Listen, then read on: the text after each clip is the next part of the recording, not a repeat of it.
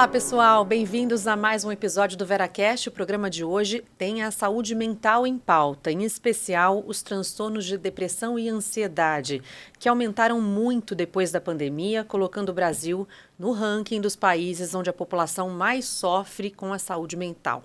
Para falar sobre esse tema, eu recebo hoje mais uma vez aqui no VeraCast o psicólogo Gabriel Banzato. Bem-vindo mais uma vez e obrigada pela presença. Muito obrigado, Marcelo. A gente é que agradece. Também comigo o psiquiatra Fernando Tomita. Tudo bem, doutor? Tudo ótimo. Obrigado pelo convite. A gente é que agradece demais. Eu estava dizendo aqui que a saúde mental dos brasileiros acho que nunca esteve tão ruim, né? A gente tem aqui do ano passado dados de 470 mil afastamentos do trabalho por conta de transtornos mentais.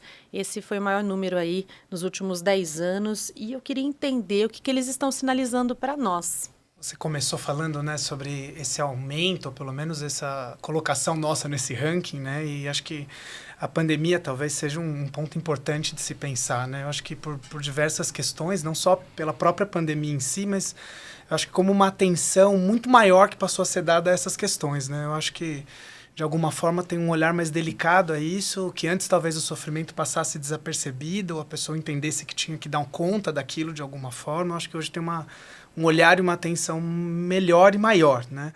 Mas ainda assim, né, acho que são reflexos aí de um tempo meio conturbado que nós vivemos e que a gente ainda vive, talvez, os reflexos disso, né? Números da OMS aqui mostram que nós somos o país com maior prevalência de ansiedade no mundo, né? Mais de 18 milhões de casos diagnosticados, só o que tem diagnóstico. E também os piores índices de depressão da América Latina, 11 milhões de diagnósticos. A gente viu aí o número de afastamentos do trabalho, então a gente também observa que precisa haver um equilíbrio maior entre a vida pessoal e profissional, né, doutor? Com certeza. Então, deixa eu só pegar uma questão que as pessoas perguntavam, a saúde mental piorou com a pandemia? Eu costumava dizer que não, tá? Mas as pessoas ficaram mais atentas às questões emocionais, tá? Tanto é que tem alguns estudos que diziam que o número de suicídios diminuiu durante a pandemia, tá?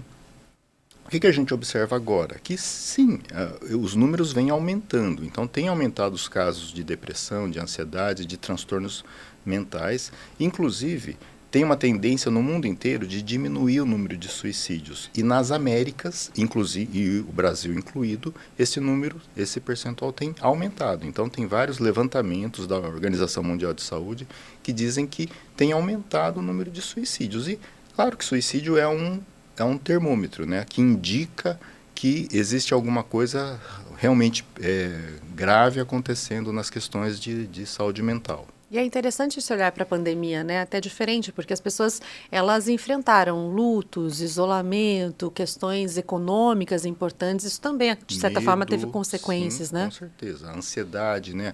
O que vai acontecer? O que vai acontecer? Ninguém conhecia muito o que estava acontecendo naquele momento, né?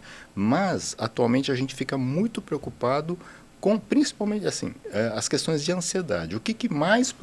Qual é a maior procura no consultório de saúde mental, psicólogo, psiquiatra? São as questões de ansiedade, né?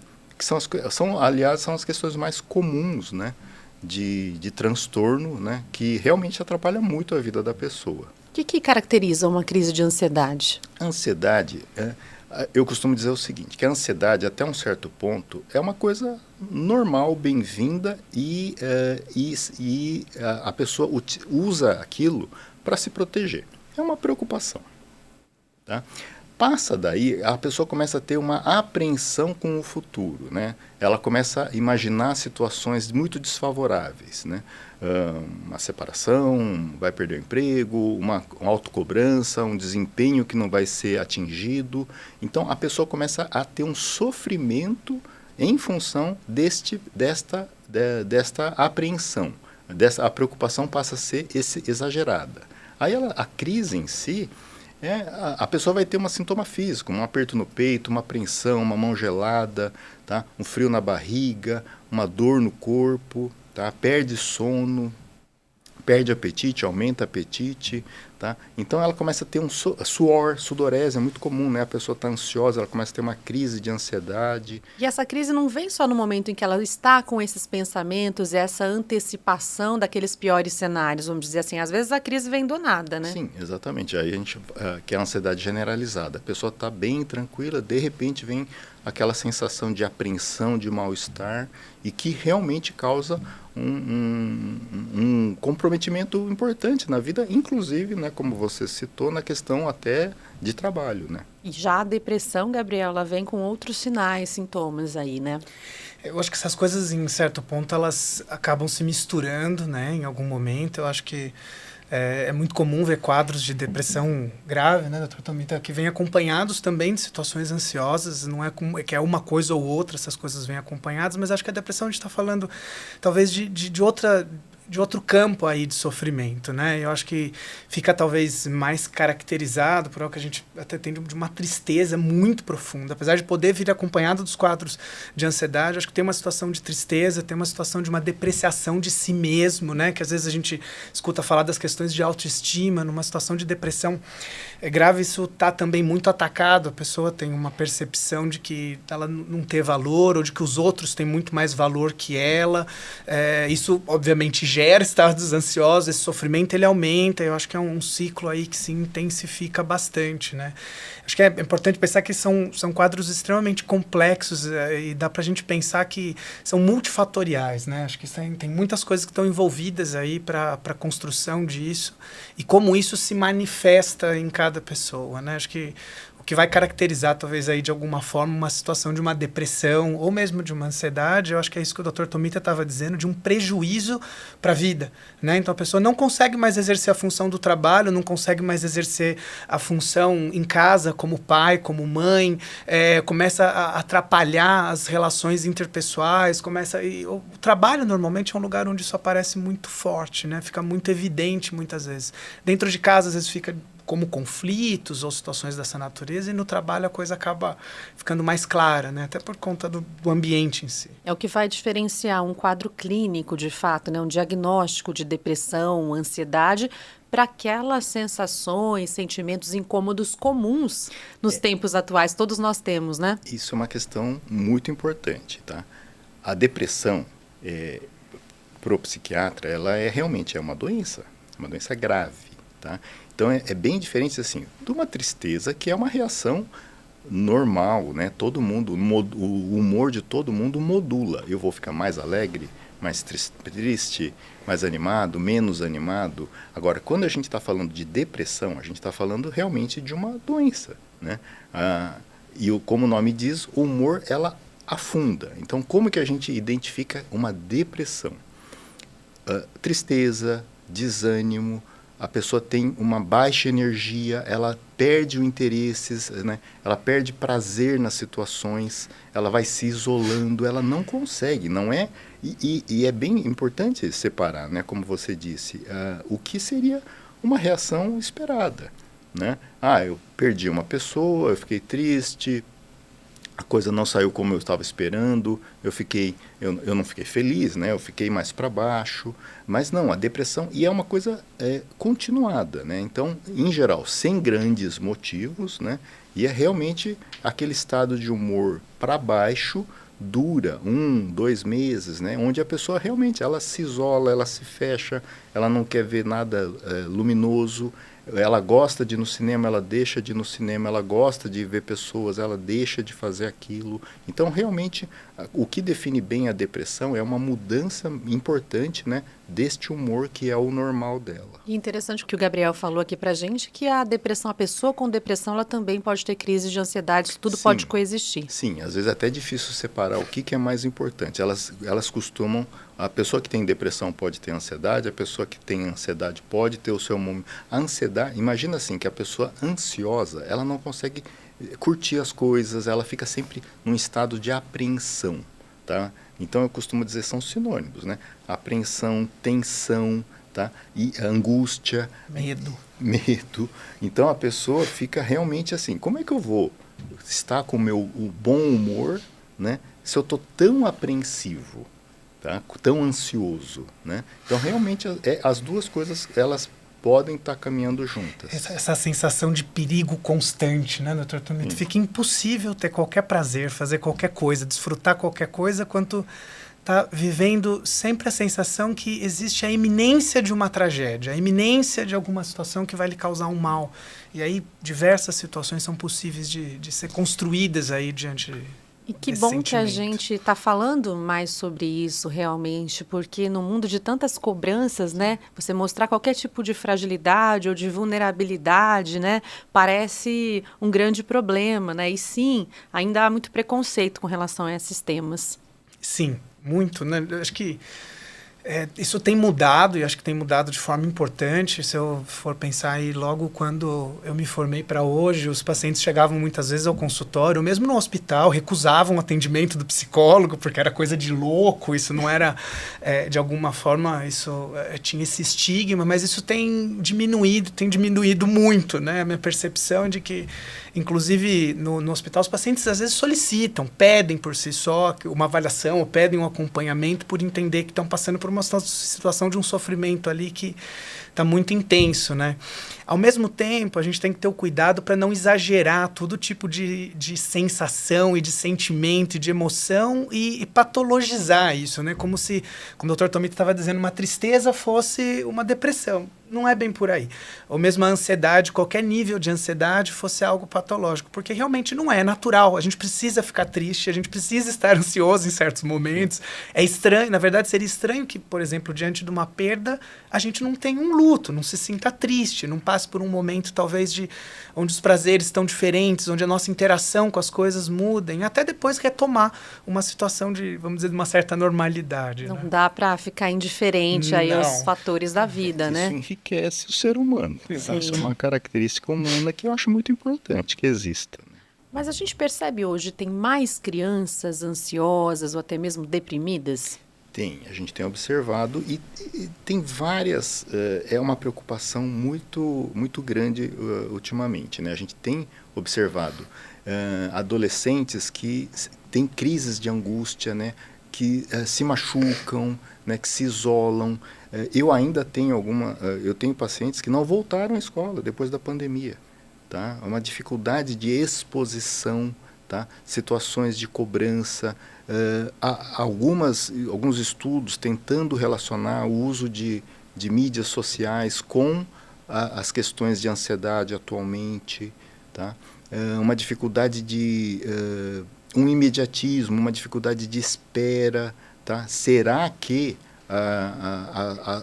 os instrumentos que nós temos, né, que são tão úteis, né, para comunicação, para tantas coisas, né, será que eles podem também trazer algum comprometimento na questão emocional, principalmente de crianças e adolescentes? Isso já é sabido e comprovado até cientificamente, porque as mídias sociais, além delas causarem esse exercício aí da comparação, né, com a vida do outro e tal, o imediatismo é um problema dos tempos atuais, né? Isso vai deixando a gente cada vez mais ansioso também. Sim, eu costumo dizer para os pacientes o seguinte, assim, nós adultos, né, o pessoal de mais idade, a gente também vai ficando com menos paciência para assistir conteúdos longos, né? As ferramentas atuais, uma coisa que está bem comprovada é a questão de atenção, tá? Então, por exemplo, antigamente você precisava prestar atenção num caminho, tá? Hoje não, você põe o aplicativo que vai te guiar, tá? Você não tem que forçar tanto a sua memória para lembrar fatos, porque você vai lá no buscador e ele vai te dar uma resposta imediata. Então, a questão de atenção realmente vai ter um prejuízo se a gente for pensar no curto prazo. Para pessoas com mais idade, tem alguns estudos que dizem que, inclusive, eles podem ser, os aplicativos podem ser muito úteis para sociabilização e memória. Então, se ele bem usar aqueles aplicativos, ele vai ter uma melhora na memória. Mas, assim, se a gente for pensar tanto atenção como memória, a tendência é que exista algum prejuízo. Eu acho que as redes sociais, os aplicativos em si, acho que talvez são capazes de potencializar algumas dessas situações, né? Então, pensando num adolescente que desenvolve por qualquer situação, um quadro ansioso importante, o fato de ficar ligado às redes sociais, ele acaba fazendo um uso daquilo que é um uso muitas vezes prejudicial, né? Eu acho que o Tomito tocou num ponto muito importante. O uso que é feito da coisa é o que vai, que talvez ser um potencial nocivo ou não.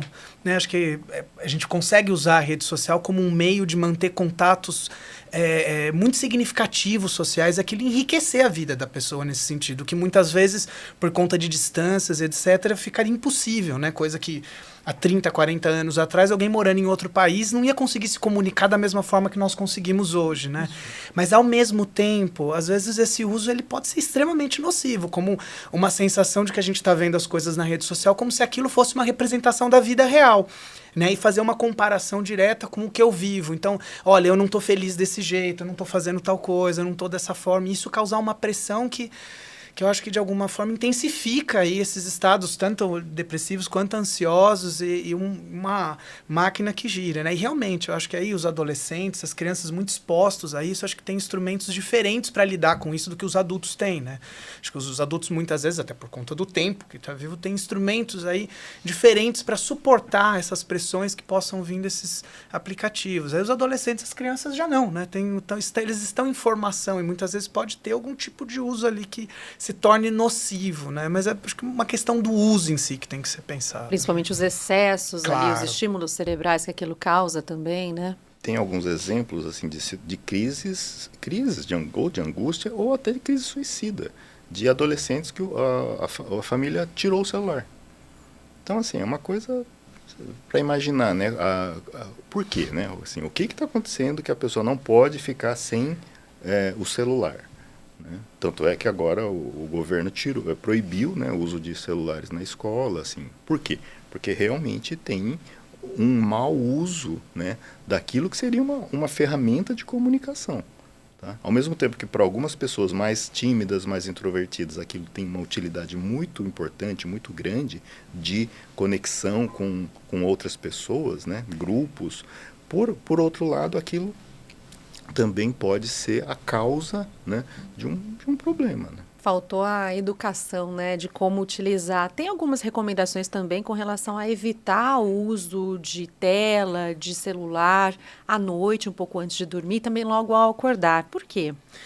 Eu acho que antes de dormir, acho que dá para a gente pensar por conta do estímulo, né? Então, o dormir, o adormecer é um processo que vai na contramão dessa situação de estímulo, é o oposto, né? A gente vai tentando se livrar desses estímulos para entrar num estado que possibilite a gente dormir, né? Eu acho que muitas vezes a tela, e como as redes sociais todas, elas são de alguma forma desenhadas, né? Acho que com esses conteúdos rápidos, é muito intenso, aquilo é uma bomba de estímulos, né? Cada coisa que você está vendo está sendo bombardeado por estímulos, e naturalmente aquilo vai deixar você, vai te excitar de alguma forma, né? O que para a maioria das pessoas, ou para uma parte das pessoas, pode prejudicar bastante o sono. Ainda mais se a pessoa já tem algum tipo de dificuldade para dormir, né? Aí realmente a gente está falando de uma questão. Obviamente tem pesquisas falando da questão da luz em si, de como a luz incide, dessa questão da luminosidade. Eu acho que com certeza isso faz parte do processo, mas eu consigo pensar na questão da excitação que essas coisas produzem, né? E eu acho que no acordar a gente pode pensar na mesma coisa, né? Acho que é um período que a gente está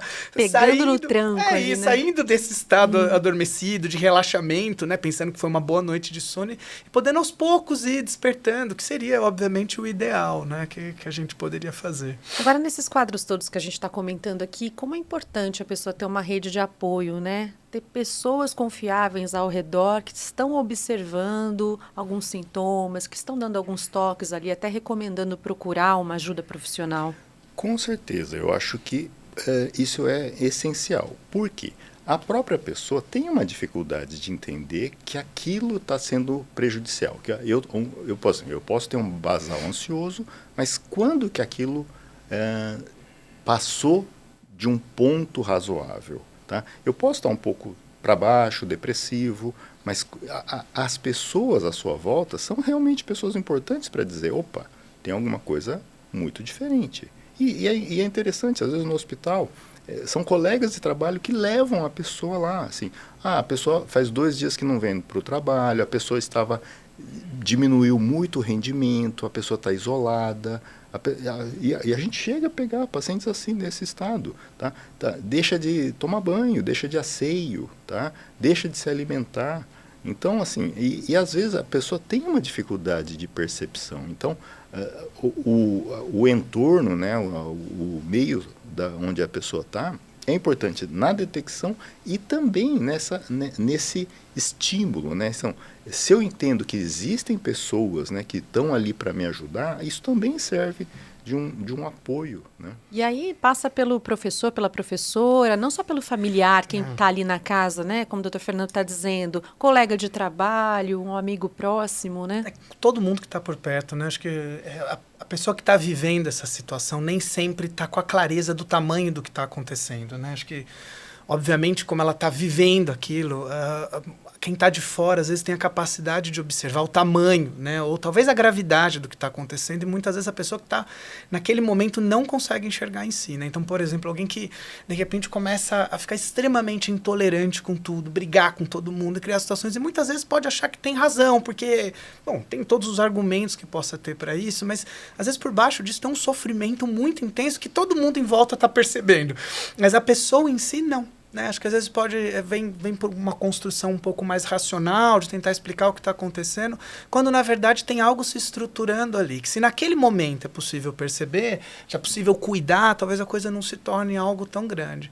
A pessoa às vezes vai se dar conta que a coisa está muito intensa quando ela está 3, 4 dias numa cama, sem tomar banho. Bom, aí a gente está falando de algo que se instalou aí de forma muito intensa, mas com certeza isso estava acontecendo antes, né? Então essa rede ela é muito importante para ver. Na escola é muito, muito comum, os professores ficam muito atentos aos alunos, né? Acabam chamando os pais, avisando, buscando, e os pais muitas vezes muito atentos vão levar os filhos para avaliações, para pensar no que está acontecendo.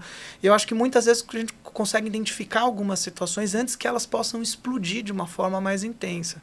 Pensando numa ansiedade antes da pessoa ter uma crise de pânico em si, ficar travada, sem conseguir ir à escola, ou ter um prejuízo grande aí com relação à própria situação social, para a vida dela, isso consegue ser identificado através dessa rede. E depois, o cuidado, como também estava falando, que é o essencial, né? Você ter suporte para poder ser amparado diante desse sofrimento que essa situação causa. Né? São vários sinais aí que vão sendo dados para que a pessoa procure, então, uma ajuda profissional, né? E tem um risco do autodiagnóstico, inclusive, da automedicação, né, doutor? Uma série de problemas que vem com isso. Sim, é que hoje em dia a gente sempre fala assim que nos sintomas emocionais a gente sempre tem o que é o normal, né? Então a pessoa já chega no consultório, eu tenho depressão, eu tenho déficit de atenção, né? Será que eu tenho espectro do autismo? Porque informação, os assuntos, né? as informações são muito discutidas, divulgadas, né? Então, ok, vamos ver. Pode ser que sim, tá? Então vamos avaliar direitinho, tá? Pode ser que não. Pode ser que seja uma característica dentro da normalidade da pessoa, tá? E, o autodiagnóstico ajuda a pessoa a procurar pelo menos uma avaliação, tá? Agora, vamos ver, pode ser sim que você tenha, né, realmente uma depressão. Então, vamos tratar essa depressão, né? E tem tratamento, isso é muito importante as pessoas entenderem, né? Às vezes a gente não acerta na primeira, na segunda, mas tem várias estratégias de tratamento, né, associadas à terapia, medicamentos, né? Então, e claro que a gente fica muito mais preocupado com as depressões mais graves, tá?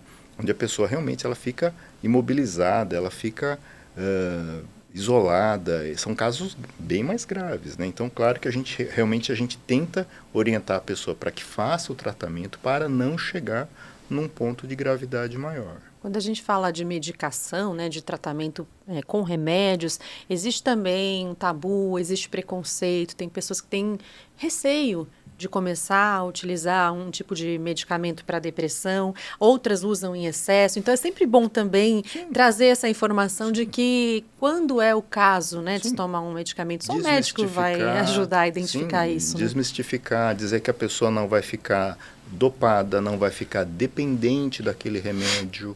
Tá? Claro que remédio, como qualquer outro, tem efeitos colaterais, né? Mas isso é importante, olha, não vai dopar, não vai ficar dependente daquilo. E um medo que é muito comum as pessoas terem, Não, aí eu não sou eu. Né? Se eu estiver tomando um remédio, não sou eu. Eu costumo dizer, é igual usar óculos, né? Se você está usando um óculos, né? Aquilo está corrigindo, está melhorando a tua qualidade de vida. Tá? Então, eu acho que assim, a orientação é realmente no sentido de desmistificar, claro, assim, explicando, olha, isto é uma depressão, tá? E o tratamento, o enfrentamento, a gente vai pensar conjuntamente. O papel da terapia nisso é fundamental, pena que nem todos têm acesso, né? Sim. Eu acho que, como o Tomita estava dizendo, o tratamento conjunto, ele, sem dúvida nenhuma, ele dá certo, ele traz resultados. A pessoa sai desse estado, às vezes demora um pouco mais, às vezes demora um pouco menos, e acho que com uma boa parte dos casos, quando a situação é mais grave, o remédio ele é importantíssimo até para conseguir fazer a terapia. Às vezes a pessoa está num estado... uma depressão tão grande a ponto de a terapia não anda se não houver uma intervenção medicamentosa, né? E obviamente aí guiada pelo psiquiatra, que vai entender a situação, se há necessidade da medicação e se há poder desenhar junto com esse paciente as estratégias para usar essa medicação. E a partir disso, acho que dentro da terapia a gente entra num outro contexto, né? Que eu acho que o remédio vai fazer uma base para poder ser reconstruído ali uma situação em relação a como a pessoa percebe a si mesmo, né? Percebe a própria história e poder pensar os próprios sentimentos num espaço ali protegido, né? E isso em si, junto, aliado da medicação, ele produz efeitos fantásticos, tanto para as questões depressivas graves, quanto para as questões ansiosas. Acho que a gente pensar num transtorno do pânico, aí, uma pessoa com crises aí recorrentes, de situações de ansiedade mais grave, você faz um tratamento bem feito, ao longo de alguns meses essas crises tendem a diminuir muito até cessar. E aí faz um tratamento aí de 1 ano e a vida volta ao normal. Quer dizer, não precisa fazer um tratamento eterno, aí não vai tomar medicamento para sempre, né? Hoje é muito entendido que esse tratamento ele é complementar. Existe medicamento, existe o papel do terapeuta, do psicólogo, tá? Então, atividade física é muito importante. Eu queria entrar nisso até, assim, como essas outras atividades, hobbies, até situações que nos trazem prazer mesmo no dia a dia, isso também pode ajudar, né, doutor? Com certeza, assim, uma leitura, um cinema, ir ao teatro, ir ao museu, né? Esses dias eu estava lendo até uma reportagem dizendo isso, que eu não lembro que país agora, que recomendou idas ao museu. Ah, Suíça. Suíça. Então, você vai ao museu para melhorar a sua saúde mental, né? A sua vida emocional, né? E uma coisa importante, que os tratamentos são complementares, né? Então, muitos pacientes que eu atendo são encaminhados pelo psicólogo. Opa. Tá? E você vai lá, reforça, olha, sim, é muito importante a terapia, né? E as atividades de vida, né? Hoje em dia, voltando, né, à questão do mundo digital, né? Que a pessoa acaba se isolando, né? Ela fica muito focada, né? E é difícil, porque assim, é muito bem construído, né? Então, assim, aquilo lá, assim, por exemplo, você vai ver uma série, né? Você começa a maratonar, você fala, eu vou assistir dali, só né? mais um episódio, daqui a pouco você está no 3º, 4º. E outros aspectos importantes da vida vão sendo deixados de lado também, né? Sim, acho a busca, novamente, por atividades que possam oferecer prazer à pessoa é, sem dúvida nenhuma, parte importantíssima para poder voltar a ter uma vida saudável e principalmente para cuidar dessa relação que você tem com você mesmo, né? Acho que a depressão tem essa característica de repente, a vida fica extremamente desprazerosa, né? Todas as atividades, e poder recuperar atividades, né? Que possam proporcionar algum tipo de prazer é, sem dúvida nenhuma, um caminho aí para poder ir escapando desse estado e construir uma situação de proteção, né? Com relação aos riscos que podem vir a acontecer aí ao longo da vida. Incluindo, né, isso no pacote, se a gente puder. Claro que para cada um é um tipo de recomendação, tratamento, acompanhamento. Mas falando em vida saudável, saúde mental, assim, o que a gente pode incluir além disso, assim? Então, é uma alimentação, é uma atividade física, o que a gente poderia elencar? Eu acho que, sem dúvida nenhuma, eu acho que essas situações clássicas, né, de pensar da atividade física, isso indiscutivelmente, por todos os meios possíveis, desde o ponto de vista psicológico até o ponto de vista orgânico, o corpo tem reações que são reais, acontecem com o corpo, que são importantes para esses estados. Obviamente, uma boa alimentação, alguém que está consumindo aí uma alimentação ruim, que que tem só alimentos ultraprocessados, etc., vai ter um custo isso. Mas eu acho que mais que isso, acho que poder cultivar boas relações com quem está próximo da gente, principalmente com a nossa família, e poder o esforço para manter essas boas relações, ter uma rede de amigos, de pessoas com quem a gente possa manter uma relação afetiva importante. Isso é primordial para a nossa saúde mental. Mais alguma dica, doutor Fernando, para a gente encerrar aqui e concluir? Eu acho que uma questão importante é realmente a gente, de tempos em tempos, fazer uma avaliação, né? Assim, como é que eu tô? Como é que está a minha vida? Às vezes você tem metas que não é só o emprego que te impõe metas abusivas. Às vezes você mesmo, né? Eu tenho que trabalhar mais, eu tenho que ganhar mais, eu tenho que entrar no doutorado, né? Assim, uma coisa que você fala que tudo tem o seu tempo, né? E realmente perceber quando que aquilo está sendo saudável ou está sendo menos saudável, né? Talvez até danoso, né? Então, essa avaliação, que eu acho que todo mundo tem que estar fazendo de tempos em tempos, é o mais importante, né? Realmente, claro que a gente está dizendo, olha, quando o paciente chega para o psiquiatra, ele já está com algo instalado, né? Então, assim, mas, claro que a gente, né, nessas conversas aqui, é importante a gente dizer o que é possível fazer para que aquilo não aconteça, né? É isso. E até agora tem, né, um projeto lá da RN que diz que as empresas precisam se preocupar com a saúde mental do seu funcionário, né? Então, isso é importante, né? Tá sendo, as metas estão razoáveis, né? Carga horária, horário de descanso, né? O que está sendo feito para proteger, né, a cuca, né, das pessoas. Pensando como sociedade, somos todos responsáveis uns pelos outros, não tem jeito. Sem dúvida nenhuma, Marcela. Todos nós. Agradeço demais a participação, doutor Fernando, mais uma vez. Obrigada por estar aqui no VeraCast, viu? Que agradeço o convite. Gabriel, obrigada por tanto esclarecimento aqui. Agradeço, Marcela, sempre um prazer. Vamos tentar relaxar um pouquinho, né? Por favor. Esse é o VeraCast, o podcast do Veracruz que leva até você conteúdo sobre saúde, cuidado, bem-estar, toda terça-feira, hein, gente? Às 8 da noite eu te espero no YouTube e também no Spotify. Até a próxima semana.